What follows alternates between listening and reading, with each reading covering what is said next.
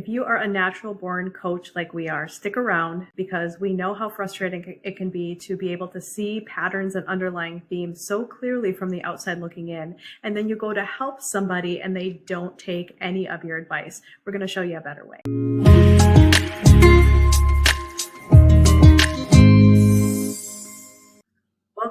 Welcome back to our channel. We are dedicated to helping women understand the difference between manifestation and expansion. So if manifesting a better relationship is one of the things that you're currently working toward, we're going to show you today a little bit more of an expansive take that can help you influence people in a really positive way. Beautifully said, Jamie. This is a concept that in the NLP world, if you're not familiar with NLP, it stands for Neuro-Linguistic Programming.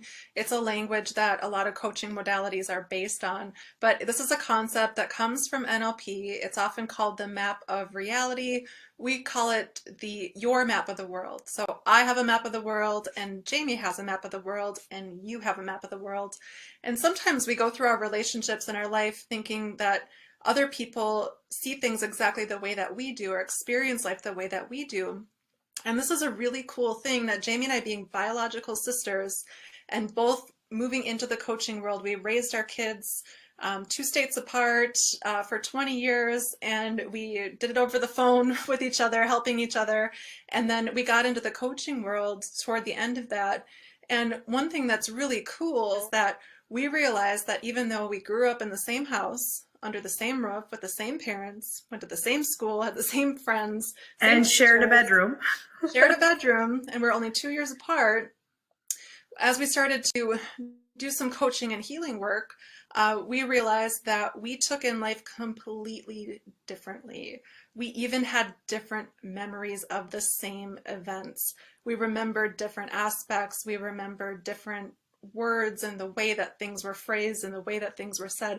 And we constantly went, well, that's not how I remember it. I remember it like this. And we go, whoa, that's like a whole new perspective on something that I have had, really kind of have stuck in my head as though it happened this way. So that's an example of how my map of the world is different from Jamie's map of the world. And maybe now it's starting to become clear how if you're trying to give advice to your kids or to your husband or to a coworker, even though you're living the same life, it might just kind of feel like a lost cause, or you might feel like a broken record sometimes. So let's start right here with the left side of the map, and let's talk a little bit about values and beliefs. So if you are trying to give someone advice based on a different set of values and beliefs, you can see how right off the bat it's not going to work, because what you think is ideal might be completely opposite based on what their values and belief systems are. This is a very common one that I think a lot of people politically would be in there as well. There's just no amount of talking or explaining or advice giving that's going to change someone's mind when they are so polar opposite from you. So like Lisa said, what we figured out was that we actually remembered things based on how we were feeling. And that's a common neuroscience statement that's been made on a lot of different channels and by a lot of different scientists now, that really is what's happening. So you are forming this map of your world mostly from age 0 to 7. And then puberty is another, and we have found this through our private coaching, hundreds of women. Puberty is another really, really integral part of where a woman forms her map. And that's where the concepts, the emotions, the desires, the attitudes, that's where they all start to come in based on what she's missing, based on what she isn't getting, and then how she's forming what's going to be important in her and her life moving forward. It is that 12 to 13-year-old, especially for girls and for women, that's a place where we witness hundreds of women go back to and do some reworking in their map of the world, because it's such a vulnerable and tender age. And what happens developmentally is that from 0 to 12, you're looking to your parents and your family and your inner circle for your sense of identity. And at 12 or 13 to about 18, you switch to looking to your peers and your society around you. And so it's a really formative age where you're making that transition away from not just what do my parents think and what's acceptable in my family, but how do I fit into a bigger map of my own world. And so it's a really transitional age. Yeah. So you'll see here at the top of the map, we have identity. And one of the things that we teach in our Expansion Coach Academy is to our students who want to coach is to help the client identify, is this just an action that I take, or is this part of my identity? And so when you're trying to give advice or you're trying to improve a relationship, the number one thing that you can really do is to just ask open-ended questions and get on the other person's map. And they may not even understand how what happened to them when they were younger, or how they were raised has really formed their current identity. And without having to do any change influence, just by helping them talk about it, they can have their own little aha moments. Absolutely.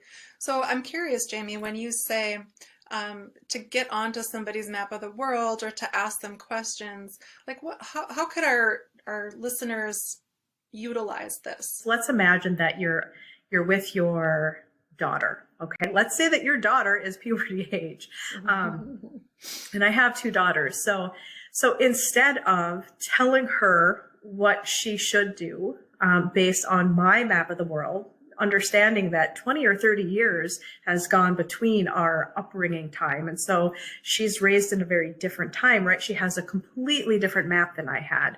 So instead of telling her what she should do or how she should handle a difficult thing at school, I can say to her, how did that make you feel? What else happened? Just open-ended questions.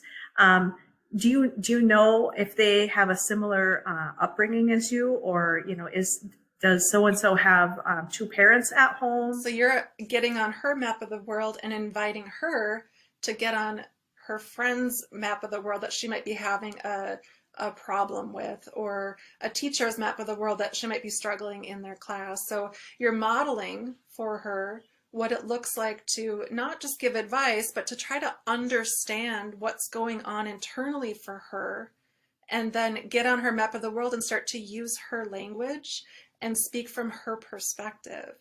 And as you do that, now she can hear you because you're speaking her language and you're looking through her eyes, and you have a much better sense of what might be going on around her. And then just by her feeling that you've taken the time to see her, understand her, and get onto her map of the world, she's already going to be feeling a sense of safety and belonging, and that you care for her, and she's feeling understood. She's already going to start to calm her nervous system so that she can resource answers for herself. Yeah, so you're really just opening your heart and you're having compassion for your daughter, which is taking you out of fear, because fear is going to cause resistance. It's going to cause that heart to close. Mm-hmm. So it's taking you from fear about her repeating some of the mistakes that you made, which is just a common subconscious program in all moms. And all parents. Yeah, we're here to tell you that whatever you wish you had is what you try to give your kids, and then your kids get that, so they put something new in the map that they're chasing. So, instead of having fear about repeated patterns and trying to avoid pain, you're just opening your heart, you're feeling compassion and modeling compassion for the person. In this scenario, it's your daughter. And then they're going to be able to go back to school to the person they're struggling with and model that compassion as well. So well said. So if I had to sum this up for you, these are some of the key concepts that really help me in moments where I want to give advice, or where I've given advice over and over again and I sound like a broken record and it's not being received. Is I remind myself that it's okay to let there be some space around it. So if my son came to me, I raised a son, and now I have two stepdaughters. So when my son would come to me and he would be having an issue, I'd first let there be some space around it. It's okay to let there be a little bit of quiet time as he's processing. And boys especially need a little extra time in order to kind of get things out of them. Men need a little extra time because they're not quite as in touch with their feelings and their thoughts and how all of that plays together. I'm noticing the difference raising stepdaughters now, that they are very in tune with how they're feeling, and they can tell you really quickly, where boys need a little more time. So let there be some space around it. And then meet them where they're at. So meet them on their map of the world. And if you don't know their map of the world, if you really feel disconnected, I don't really get this person, then that's where those open-ended questions can come in, so that you can start to understand them versus trying to get them to understand you. You're not going to be heard quite as well that way if you're trying to get them to understand you from your map of the world, because they don't know this concept, right? Concepts are one of the things that are in here. They don't know this model yet. Think of all the different models that you've learned over time about life, because really life is just too big and complex. When we put some models over it, over the top of it, things are a little bit easier to remember. So that's what we love to do on this channel, is give you models and concepts that make things easier for you to remember, and give you tools that you can pull out in real time in your relationships and in your life. So let there be space, meet them where they're at, get on their map of the world, and then just hang out with them there for a while and see what happens. Yeah, just enjoy. Instead of trying to fix, and if you're like us, you're programmed to help fix and heal. And so what we have found is by funneling that into coaching women, learning a structure to coach women where there's an agreement about coaching, it helps us to just enjoy our relationships more instead of always trying to help fix and heal. Yeah, our primary relationship. We're super guilty. Including with each other. Certainly.